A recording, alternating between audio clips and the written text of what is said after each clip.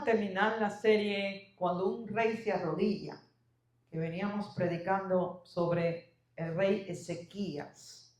Pues vamos a terminar esta serie con el tema Preparando tu casa para un milagro. Preparando tu casa para un milagro. Vamos a Ezequías, Segunda de Reyes, capítulo 20, versículo 1. Y dice que por ese tiempo Ezequías se enfermó gravemente. Y el profeta Isaías, hijo de Amós. Isaías fue el profeta de Ezequías.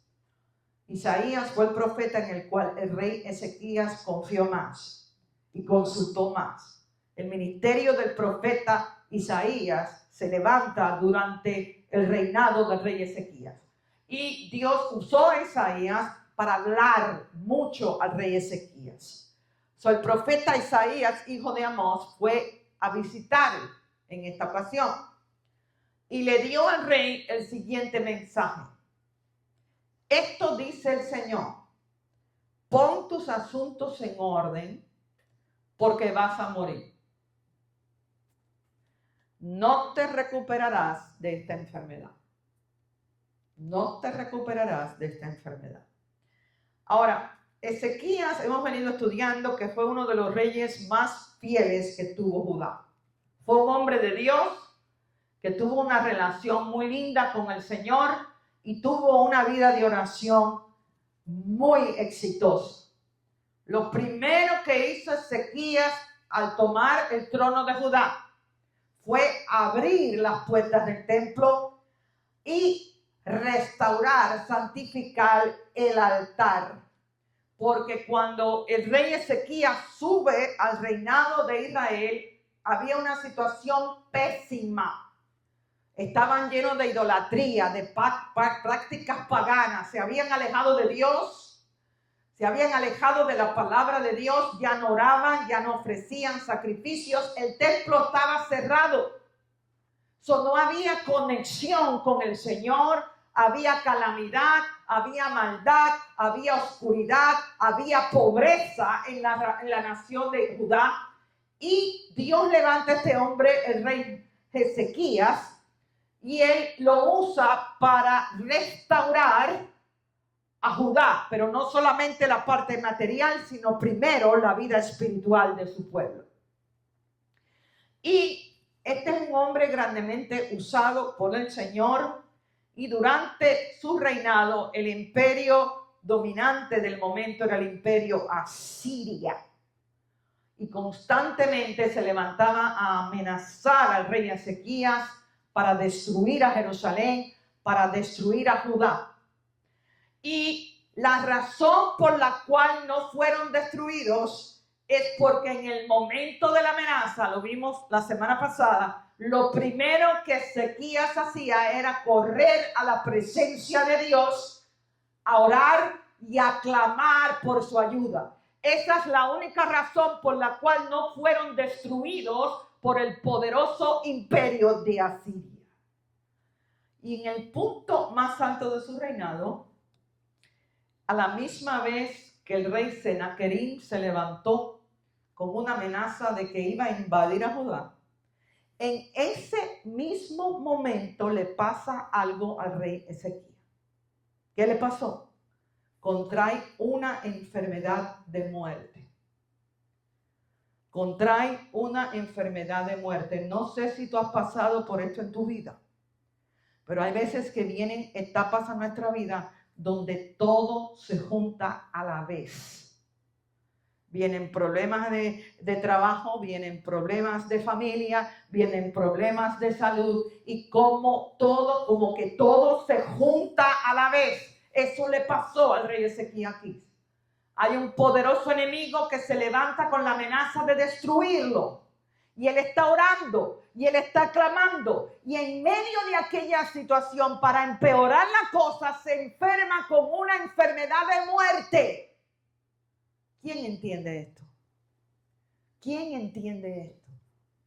Bueno, yo quiero que entendamos que muchas veces en la vida del creyente Dios permite que vengan pruebas a nuestra vida.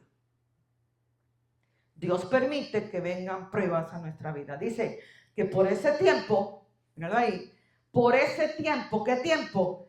En la culminación del reinado del rey Ezequías.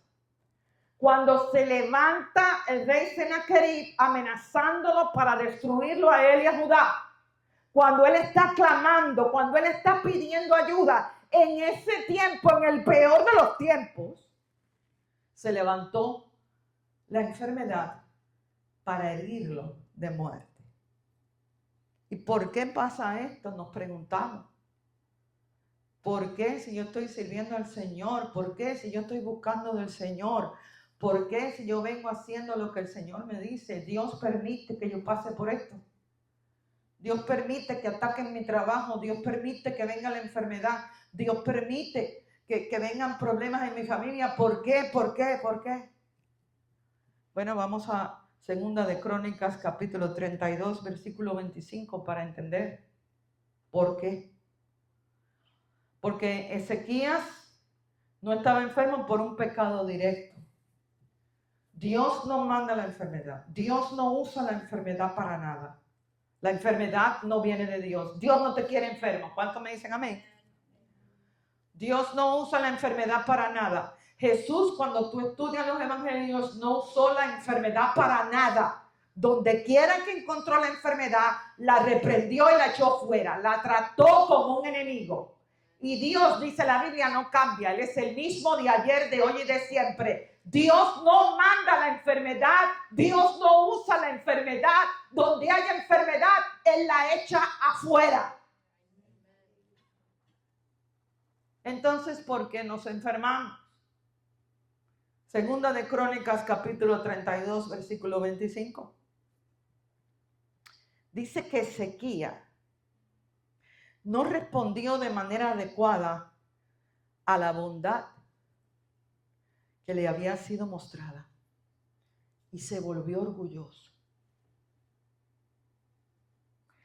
Y por eso el enojo del Señor vino contra él y contra Judá y contra Jerusalén. Pero pastora, usted me acaba de decir que Dios no usa la enfermedad. Sí, Dios no usa la enfermedad. Lo que pasó fue que el orgullo que él permitió que entrara en su corazón le abrió una puerta al reino de tinieblas. El orgullo. Dios no lo castigó. Dios lo está protegiendo. Dios lo está llamando. Dios está abriendo sus ojos y lo está llamando a despertar. Porque vemos ahí que a pesar de que Ezequías amó a Dios, fue uno de los reyes fuera de David, uno de los reyes más fieles que Dios ha tenido en Judá.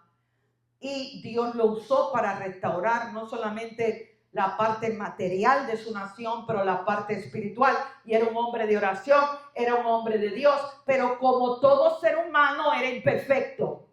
Porque Dios no anda buscando personas perfectas, Dios está buscando personas rendidas.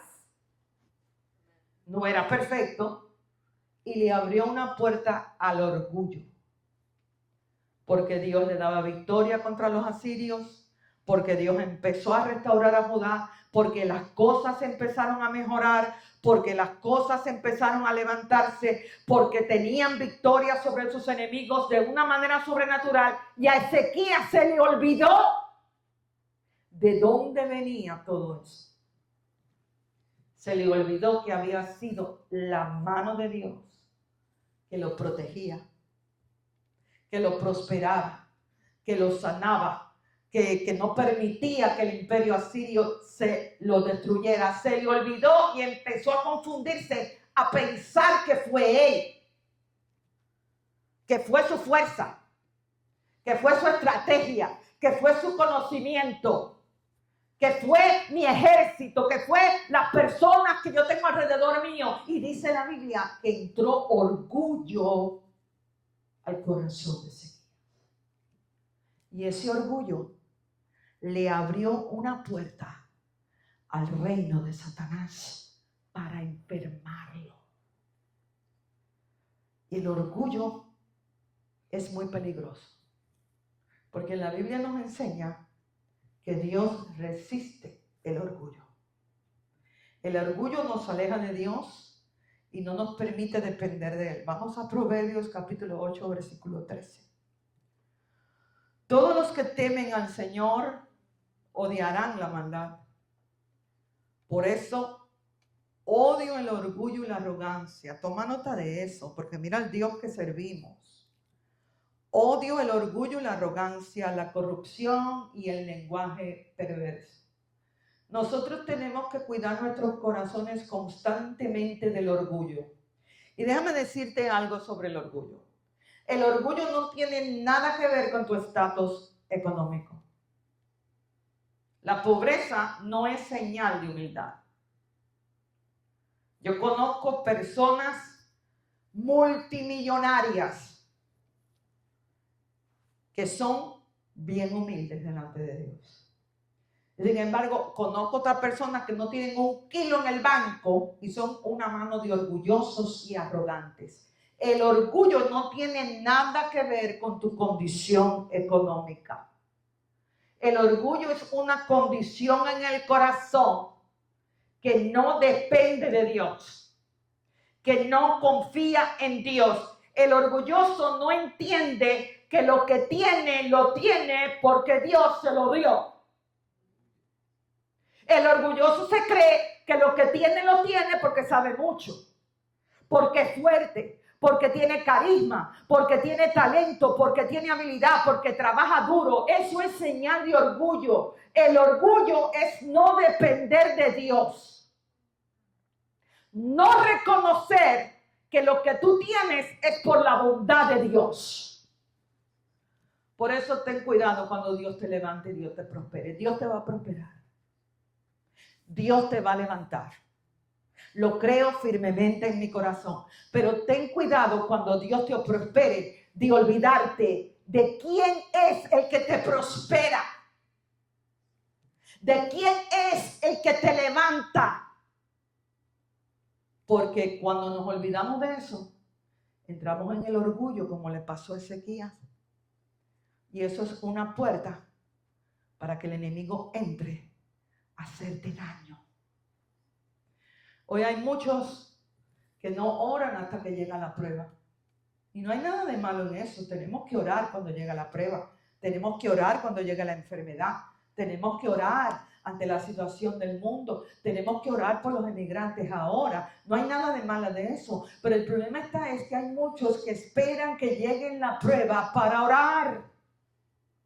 No buscan a Dios hasta que llega el problema. Y eso es una señal de orgullo. Pon eso en tus notas.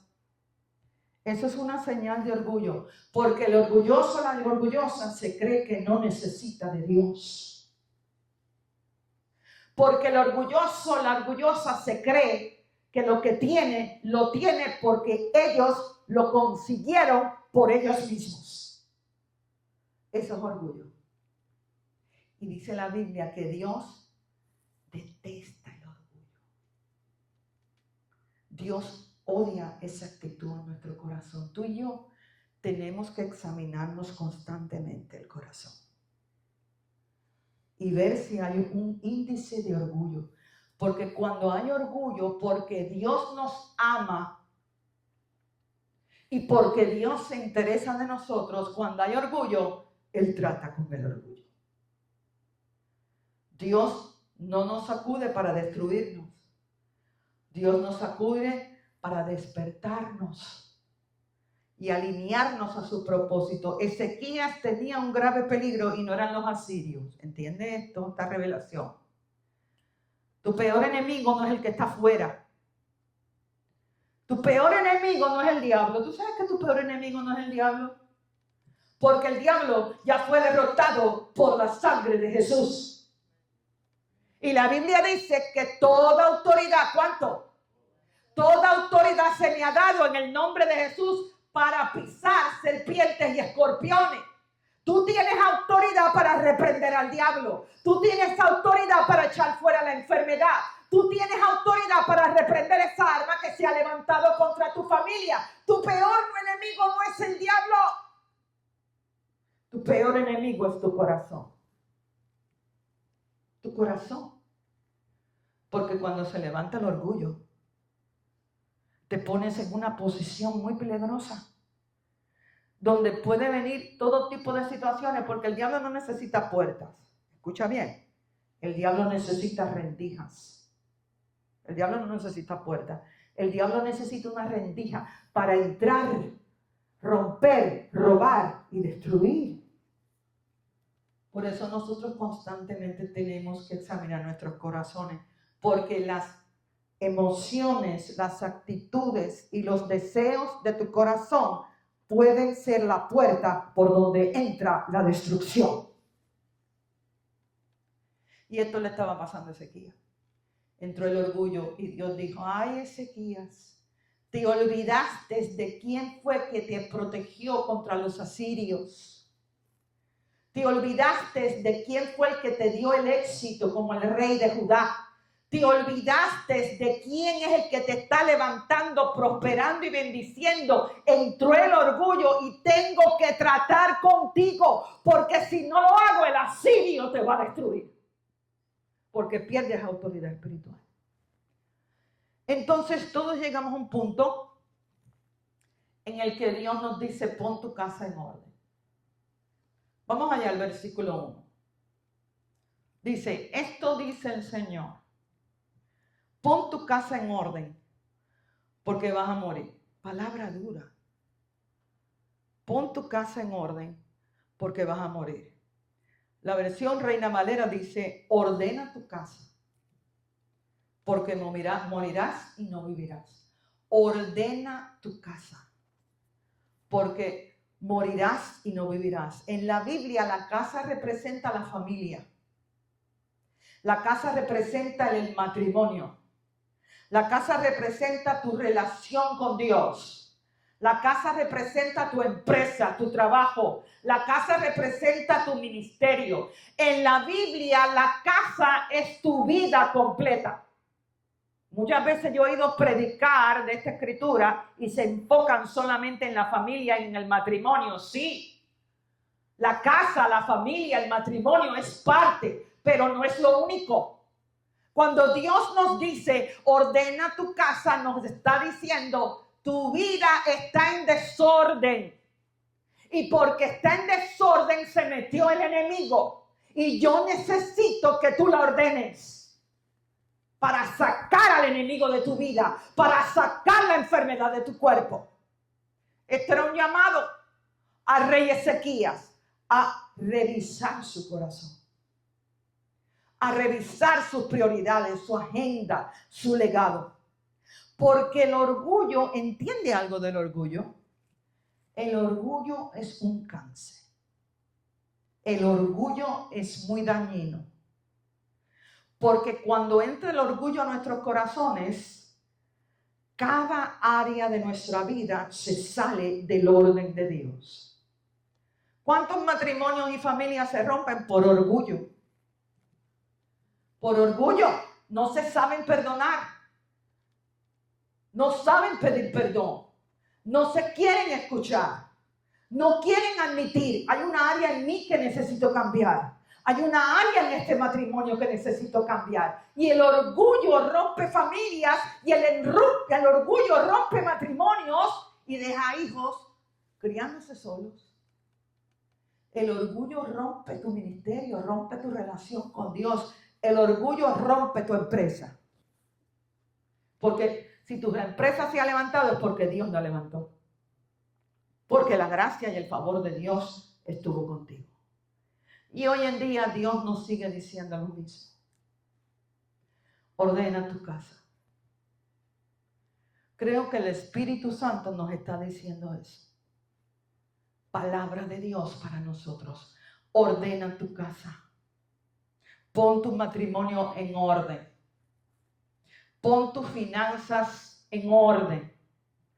Pon tu corazón en orden. Saca el orgullo, saca la falta de perdón, saca la envidia, saca el celo, saca la duda. Pon tu corazón en orden. Pon tu relación con Cristo en orden. Creo que eso es palabra de Dios para nosotros. Porque tu casa no se ordena después. Mira la advertencia que le dio él a Ezequías. Vas a morir. Te quedan pocos días de vida. Vas a morir. Tu casa no se puede ordenar después. Hay cosas que se arreglan hoy o se pierden mañana. Recibe esta palabra. Hay cosas que se arreglan hoy o se pierden mañana. Si tú tienes que tener una conversación con tu cónyuge, tenla hoy. Si tú tienes que pedir perdón por algo, hazlo hoy. No dejes que el orgullo te paralice. Si tienes que perdonar a alguien, hazlo hoy. No dejes que el orgullo te paralice. Si tienes que poner en orden tus finanzas, hazlo hoy. Dile al Espíritu Santo que te dé gracia para poner en orden tus finanzas. Para que no sigas gastando en cosas innecesarias. Para que no sigas metiendo en deuda que no puedes pagar. Para que no sigas el sistema del mundo que te quiere meter por los ojos cosas como en la inconformidad. Para que no estés conforme con lo que Dios te da. Para no estar conforme con el carro que Dios te da, con la casa que Dios te da, con el trabajo que Dios te da, con la mujer que Dios te da, con el esposo que Dios te da, y entonces quieras buscar a la manera del mundo lo que Dios no tiene para ti. Pon tus finanzas en orden, porque lo que no se arregla hoy se pierde mañana. Salmo 37, versículo 23, dice que el Señor dirige los pasos de los justos y se deleita en cada detalle de su vida. Dios se interesa por todo detalle de tu vida. Por todo. Dios se interesa por tu trabajo. Dios se interesa por tu empresa. Dios se interesa por tu familia. Dios se interesa por tu matrimonio. Dios se interesa por tus amistades. Dios se interesa por tu relación con Cristo. Dios se interesa por todo lo que a ti te está pasando. No hay detalle en tu vida que a Dios no le importe. ¡Gloria a Dios! Y Él dirige los pasos de los justos. Entonces la palabra es, pon tu casa en orden. Pon tu casa en orden. Da tristeza ver tantos cristianos que creen en Jesús, aman al Señor, vienen a la iglesia, pero viven vidas desordenadas. Y Dios nunca visita el desorden. Jamás. El caos invita al diablo. Donde hay caos y hay desorden, ahí entra el enemigo a romper, a robar, a destruir. Pero donde se honra el orden de Dios, no hay diablo que te pueda vencer. Ezequías se salió de orden. Desordenó su corazón, descuidó su corazón. Permitió que la bendición descuidara su corazón. Permitió que la respuesta de Dios, la prosperidad de Dios y la victoria de Dios lo alejara de la gracia y la bondad de Dios. ¿Viste lo que dijo ahí? Dice que se había olvidado. Segunda de Crónicas, capítulo 32, versículo 25. Dice que se olvidó de la bondad que se le había mostrado y se volvió de orgullo. Tú nunca te puedes olvidar de la bondad de Dios. Nunca jamás te olvides de dónde Dios te sacó. Nunca jamás te olvides de la oración que Dios contestó. Nunca jamás te olvides de cómo Dios proveyó tu necesidad cuando no tenías nada. Nunca permitas que la bendición y la prosperidad te aleje y te haga olvidar de la bondad de tu Dios. Porque cuando hacemos eso, nos metemos en problemas, como le pasó aquí al rey Ezequías. Ahora, ¿cómo ponemos nuestra casa en orden? Vamos a ver eso. ¿Cómo ponemos nuestra casa en orden? Bueno, mira, quiero decirte algo esta mañana. Tú no puedes poner tu vida en orden por ti mismo o por ti misma. No trates. Tú no puedes poner tu vida en orden siguiendo la opinión de los expertos. Tú no puedes poner tu casa en orden por lo que tú piensas, por lo que tú sabes, por lo que tú conoces y por lo que dice la gente. No es así que se pone la casa en orden. Fuera de Dios, tú no puedes poner tu casa en orden. ¿Puedes recibir eso en esta mañana? ¿Cómo se pone la casa en orden? Primero, quebranto ante Dios. Cuando Dios llamó a Ezequías a poner su casa en orden, la respuesta de Ezequías fue quebrantarse delante de Dios. Segunda de Reyes, capítulo 20, versículo 2. Cuando Ezequías oyó el mensaje, volvió su rostro hacia la pared y oró al Señor. Y oró y dijo: acuérdate, oh Señor, que siempre te he sido fiel y te he servido con singular determinación, haciendo siempre lo que te agrada. Y el rey se echó a llorar amargamente. Mira lo que hizo. Mira cómo se pone la casa en orden. Tú no puedes poner tu casa en orden por ti mismo, por ti misma. Mire, yo le quiero decir algo a usted. Fuera de la voluntad de Dios, tu vida es un desorden. Fuera de la voluntad de Dios, tu familia, tu hogar, tu matrimonio es un desorden. Fuera de la voluntad de Dios, tu empresa es un desorden. Fuera de la voluntad de Dios, tu mente y tu corazón es un desorden. Tú necesitas a Cristo desesperadamente en tu vida. Porque fuera de Él, solo hay desorden y caos. Pero en Él está la vida y la vida en abundancia. Por eso cuando Ezequías oyó, pon tu casa en orden, Ezequías, lo primero que hizo fue buscó intimidad con Dios. Buscó la presencia de Dios. Dice ahí que él volvió su rostro hacia la pared. ¿Lo ves? Estamos en Segunda de Reyes, capítulo 20, versículo 2. ¿Qué fue lo primero? Volvió su rostro hacia la pared. Se desconectó de todo. Se desconectó de la gente. Se desconectó de las amenazas de los asirios. Se desconectó del trabajo del rey. Se desconectó de todo para ir a la presencia de Dios y buscar intimidad con Él. Porque es en la presencia de Dios donde tú puedes poner tu casa en orden. No trates de hacerlo por ti mismo, por ti misma. Jesús dijo: fuera de mí, nada podés hacer. Mateos capítulo 6, versículo 6. Pero tú cuando ores, apártate a solas. Eso es poner tu rostro hacia la pared. Debemos tener tiempos en nuestra vida, bloquear tiempo en tu agenda. Tiempo en tu agenda para poner tu rostro hacia la pared. ¿Qué quiere decir eso? Desconectarte de la gente, desconectarte de tus obligaciones diarias, desconectarte de tu trabajo. Pastora, es que yo no tengo tiempo, pero si tienes tiempo para que el diablo te destruya.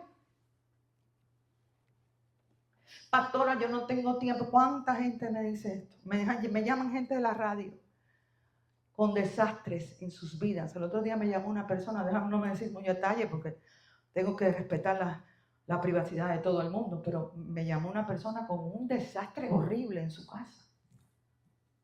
¿Usted va a la iglesia? No. ¿Usted ha recibido a Cristo en su corazón? Sí. ¿Y por qué usted no va a la iglesia? No tengo tiempo.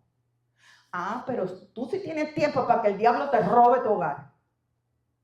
Tú sí tienes tiempo para que el diablo te lleve a tus hijos. Para eso sí tú tienes tiempo. Pero para ir al lugar donde está tu ayuda, donde está tu bendición, donde está tu sanidad, donde está la restauración de tu hogar, para eso no tienes tiempo. Es que Él dice: apártate a solas. Cierra la puerta detrás de ti, dice Jesús, y ora a tu Padre en privado. Entonces tu Padre, quien todo lo ve, te recompensará. Todo lo que tú tienes en tu vida nace del lugar de la oración. Del lugar de la oración. Es en la oración donde tú concibes la sanidad. Es en la oración donde está la paz, la unidad de tu hogar, de tu familia, de tu matrimonio. Es en la oración donde está tu bendición financiera. La oración es el punto de concepción. Todo lo que tú recibes afuera es concebido en la oración. Y si no hay oración, lamentablemente, nos puede pasar lo que le pasó al rey Ezequías. En el momento que menos lo pensó, se levanta una enfermedad terminal para acabar con él. No tenemos que esperar a llegar ahí. No tenemos. Busca a Dios con todo tu corazón. Eso fue lo que hizo Ezequías. Número 1, buscó la presencia de Dios. Buscó intimidad con Dios. Puso su rostro en la pared. Se apartó. Hay momentos donde tú te tienes que desconectar de la gente para buscar a Dios. Te tienes que desconectar de tu trabajo para buscar a Dios. Te tienes que desconectar de tus obligaciones diarias para buscar a Dios. Porque es que en la presencia de Dios es donde tú recibes la gracia, la fuerza, la sabiduría y el poder para entonces poder tener éxito en todo lo demás. Y número 2, buscó a Dios con todo el corazón. No oró por obligación. Nosotros no oramos por obligación. Yo oro porque la pastora Ana nos viene enseñando esto los domingos. No, usted no ora por eso. Usted no ora por obligación. Usted no ora como un ritual religioso. Usted ora por sobrevivencia. Usted ora por supervivencia. Pongo esa palabra si está cogiendo nota. Usted ora por supervivencia. Entendiendo lo que la Biblia nos dice, que si no encontramos a Dios y no tenemos su ayuda, nos morimos. Que si no encontramos a Dios, el enemigo destruye nuestro hogar, destruye nuestras finanzas, destruye nuestras naciones. ¿Por qué las naciones están como están? ¿Cuál es la raíz del problema en las naciones? La maldad del hombre. La maldad del ser humano que ha rechazado a Jesús, ha rechazado la Biblia, se ha alejado de Dios para seguir sus deseos malvados. Esa es la raíz de los problemas en las naciones. Adorando ídolos, practicando religiones paganas, que todo eso trae maldición a naciones, a familias. Pero oramos por su supervivencia, sabiendo que si no lo encontramos, no tenemos chance. Que si no lo encontramos, morimos. Ezequías tenía una palabra y le dijo la palabra: vas a morir. Ezequías oró del corazón porque está orando por supervivencia. Ezequías entendía: si no encuentro a Dios, si no recibo ayuda de Dios, voy a morir. Y lo peor no es que voy a morir, lo peor es que voy a morir fuera de su voluntad. Entonces, tenemos que orar con pasión. Hay personas que oran sin pasión, sin desesperación por encontrar a Dios. No entienden que sin Él no hay victoria. Sin Él no hay sanidad. Sin Él no hay prosperidad.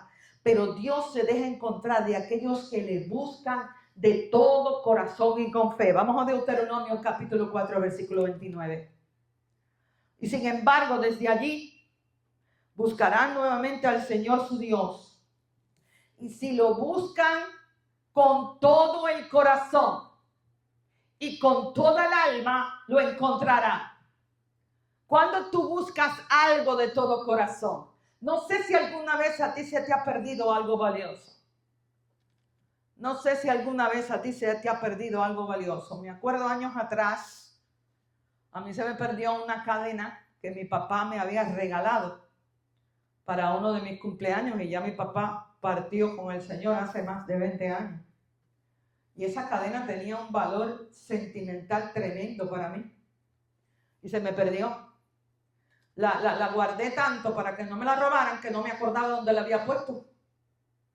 Y yo busca, con una desesperación que yo no paraba. Yo tenía decidido en mi corazón: hasta que yo no encuentre esta cadena, yo no voy a dejar de buscarla. Y me tomó casi 3 días encontrar la cadena hasta que la encontré. Esa es la desesperación que tenemos que tener tú y yo cuando buscamos al Señor. De entender: yo tengo que encontrarte. Yo tengo que encontrar tu presencia. Yo tengo que escuchar tu voz. Yo tengo que recibir dirección. Porque yo entiendo que si no te encuentro, porque yo entiendo que si no tengo tu presencia, me muero. Esa es la determinación que tenemos que tener. Porque Dios responde ese tipo de búsqueda. Y dice que Él derramó su alma delante de Dios. Dice que el rey se echó a llorar amargamente. Él se quebrantó, se humilló. Dice el Salmo 51, versículo 17. El sacrificio que sí deseas es un espíritu quebrantado. Es un espíritu, un corazón que se humilla delante del Señor. Si tú no rechazarás a un corazón arrepentido y quebrantado, oh Dios. Él se quebrantó delante del Señor. No le dio excusas, no razonó, no dijo esto, no dijo aquello, no. Ante la palabra que le mandó el Señor, Él la recibe y Él se quebranta delante del Señor. Muchas personas quieren respuestas de parte de Dios, pero tienen un corazón de orgullo, lleno de orgullo, un corazón lleno de desobediencia. Se creen que como que Dios le debe algo. Tú sabes que Dios no nos debe nada. ¿Sabemos eso, señores? ¿Tú sabes lo que tú y yo nos merecíamos? Nosotros nos merecíamos la cruz. Dice la Biblia que Cristo Jesús tomó nuestro lugar. Él tomó el lugar tuyo y el lugar mío. Porque lo único que nosotros merecíamos es morir en una eternidad en una cruz. Pero por su gracia, por su misericordia, por amor, Cristo dejó su trono de gloria allá en el cielo y vino. Y se encarnó en el cuerpo de un hombre judío, porque Cristo no era cubano, ni puertorriqueño, ni nada de eso. Él era judío. Y murió en una cruz, la muerte de un criminal, una muerte muy dolorosa. Él sufrió mucho, Él derramó su sangre, Él fue humillado. Y lo hizo por ti, lo hizo por mí, para que hoy al poner nuestra fe, nuestra confianza en Cristo, podamos recibir lo que no merecemos. ¿Y qué es? La gracia de Dios. La gracia es el favor inmerecido de Dios. Porque tú y yo no merecemos vida eterna. Tú y yo no merecemos ser bendecidos. Tú y yo no merecemos que Dios conteste nuestra oración. Pero es por gracia, por misericordia, por la sangre de Jesús, que cuando clamamos, Él nos escucha y Él nos responde. Por eso no podemos venir delante de Él con orgullo. Humíllate siempre delante de la presencia del Señor. Siempre reconozcamos algo. Fuera de Él, nada soy. Fuera de Él, nada tengo. Fuera de Él, no hay futuro para mí y para mis hijos. No hay. No hay. Por eso cuando le busques, búscale de corazón. Búscale, entiende la necesidad tan grande que tenemos de Jesús. Entiende que lo necesitas en tu hogar, que lo necesitas en tu matrimonio, que lo necesitas en tu trabajo, que lo necesitamos en esta nación. Esta nación está mal, señores. Lo necesitamos desesperadamente. Sin Él no hay manera de sobrevivir. Y cuando tenemos ese sentido en nuestro corazón y oramos, lo vamos a hacer de corazón. Ezequías le dijo algo muy poderoso al Señor. Con esto voy a cerrar. En el versículo 3, vamos allá.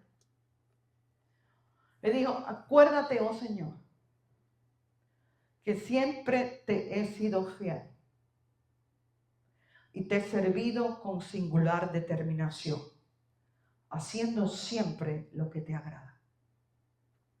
Fíjate ahí en la oración, Ezequías no le dice al Señor: yo soy perfecto, yo no he cometido errores. Él no podía decir eso. Dios lo está reprendiendo porque tiene orgullo. Él no le dice: yo soy perfecto. Él le dice: he sido fiel, he hecho lo que te agrada.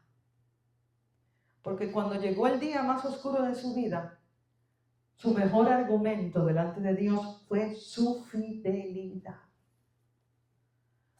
Porque una vida íntegra y fiel a Dios es una muralla espiritual. La fe de Ezequías no fue perfecta. Quiero que entendamos esto. La fe de Ezequías no fue perfecta. Dios no busca que tú tengas una fe perfecta.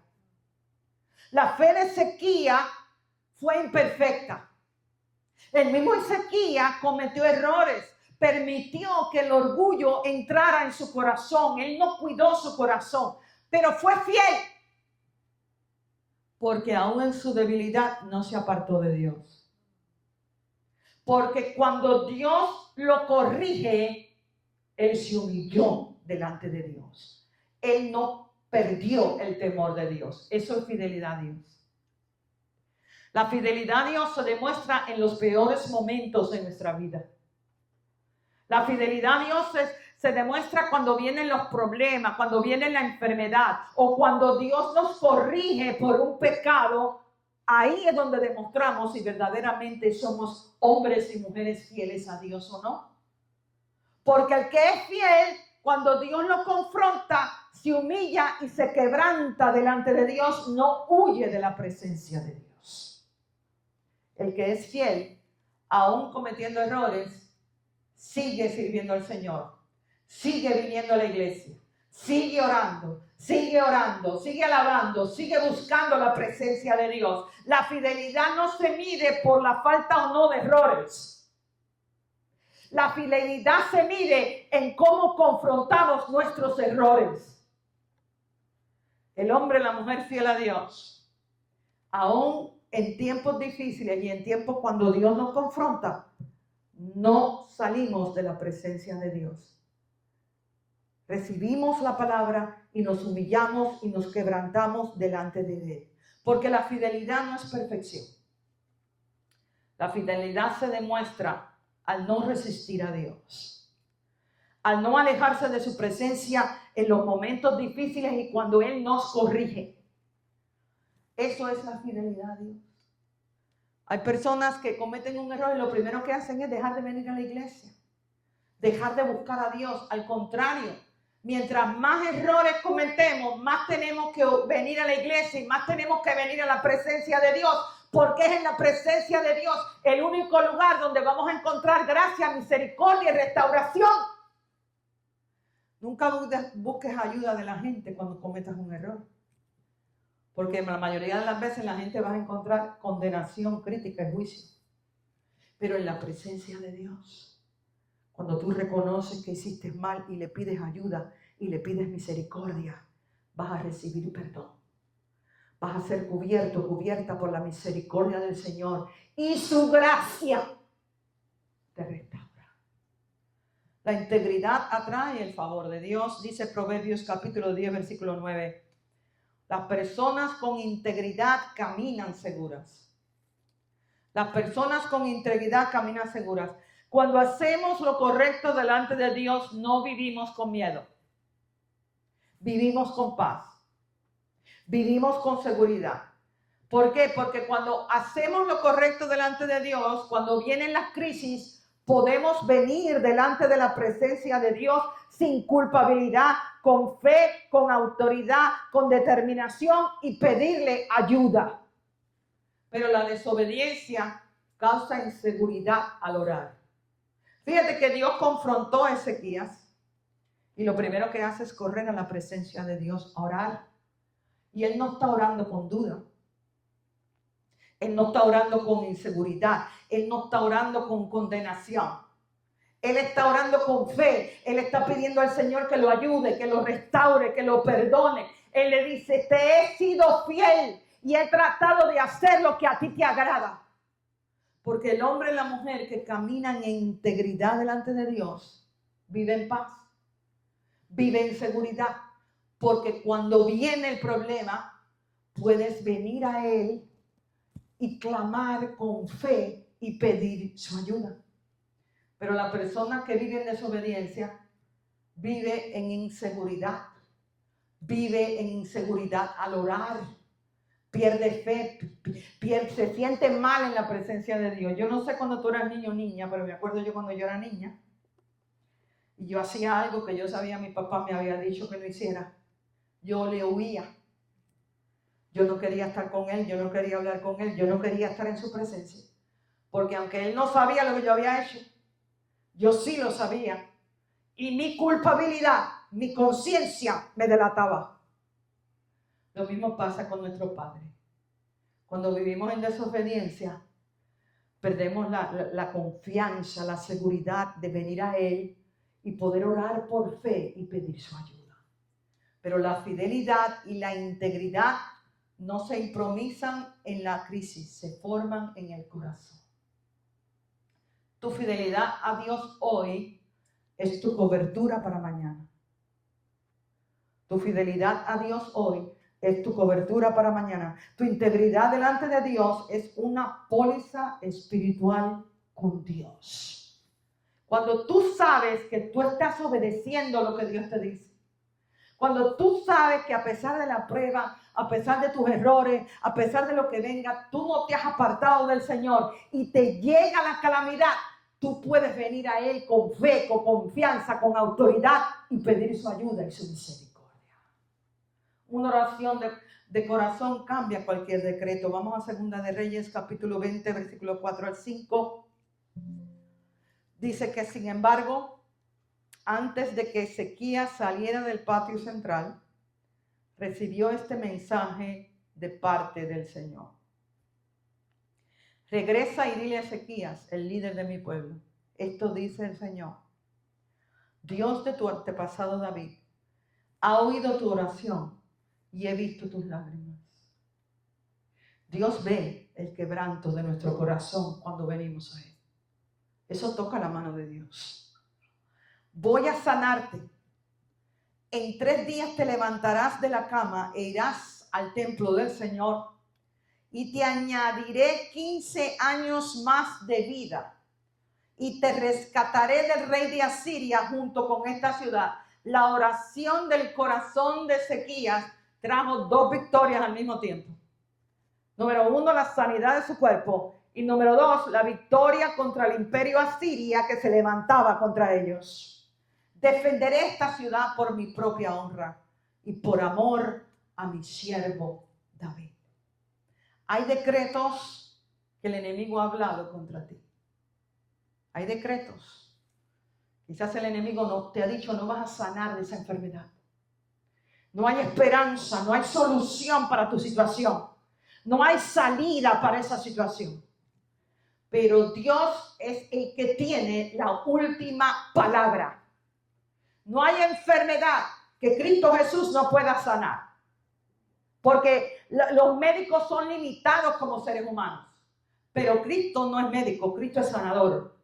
Él es el sanador del mundo. Él tiene el poder y la autoridad para sanar cualquier enfermedad que quiera atacar tu cuerpo. ¿Puedes creer esto? Pero tenemos que orar, humillarnos delante de la presencia de Dios. Hoy Dios nos dice, pon tu casa en orden. Creo que esa es la palabra. Pongan su casa en orden. Vuelve tu rostro a la pared. Búscame, busca mi presencia. Busca relación, intimidad conmigo. Desconéctate de la gente. Desconéctate de las distracciones. Y entra en mi presencia.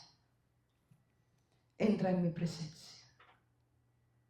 Porque es en su presencia donde recibimos ayuda, sanidad y donde viene el orden de Dios a nuestras vidas.